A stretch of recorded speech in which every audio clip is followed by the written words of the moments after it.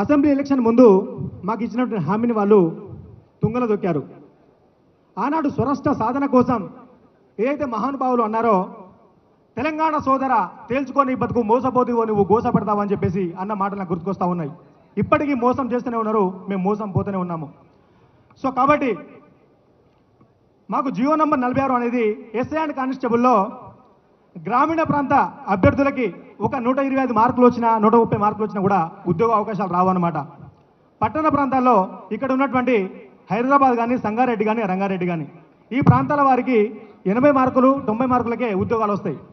అయితే ఈ కొత్త విధానాన్ని తీసుకొచ్చింది గత ప్రభుత్వం అయినప్పటికీ మేము వాళ్ళని, సార్ మాకు ఈ సమస్య వచ్చింది, ఇది మీకు తెలుసో లేదో అని చెప్పేసి, మీకు తెలియాలని చెప్పేసి మేము అప్పుడు కేటీఆర్ సార్ గారిని కలవడం జరిగింది. ఆ ప్రభుత్వ హయాంలో మా బాధలని చెప్పిన తర్వాత తనకి సమస్య అర్థమైంది. ఎస్, ఇది మిస్టేకే, సో మీకు సమస్య పరిష్కారం కోసం నేను ఖచ్చితంగా మీకు తోడ్పడతానని చెప్పేసి మాకు సిఎస్ మేడం దగ్గర పంపించడం జరిగింది. మేము వెంటనే వెళ్ళినాము. మేడం మాకు ఇట్లా అన్యాయం జరిగిందంటే, బాబు మీకు 1 వీక్లో మీకు ఖచ్చితంగా న్యాయం జరుగుతుంది, మళ్ళీ మీకు మెరిట్ లిస్ట్ పెడతామని చెప్పేసి అన్నారు. కానీ అన్ఫార్చునేట్లీ అప్పటికే అసెంబ్లీ ఎలక్షన్ దగ్గరకు వచ్చినాయి.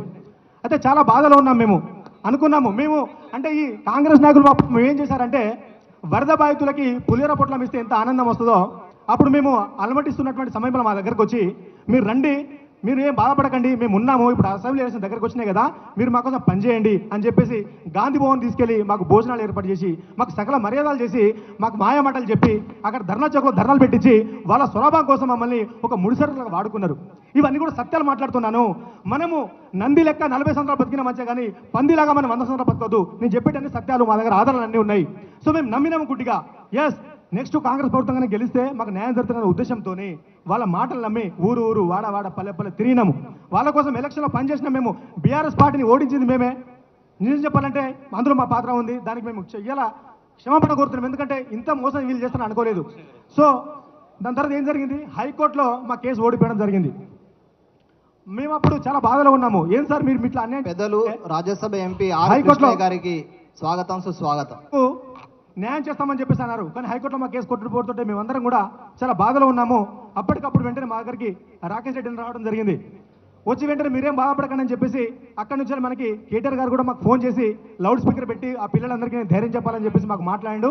మీరు బాధపడకండి, సుప్రీంకోర్టుకి మేము మిమ్మల్ని ఖచ్చితంగా పంపిస్తాము, అక్కడ కేసు వినే విధంగా మేము సహకారం చేస్తాము, మీరు బాధపడదని చెప్పేసి ఆ రోజున చాలామంది మా మిత్రులు కూడా ఆత్మహత్య చేసుకునేటువంటి పరిస్థితి ఏర్పడింది.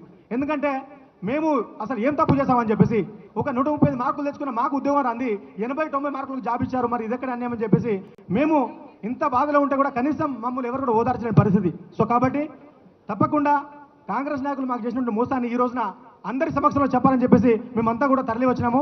అయితే పలుమార్లు మనకి రేవంత్ రెడ్డి గారు అంటాడు ఏమని, ఈ రాష్ట్రంలో నిరుద్యోగులు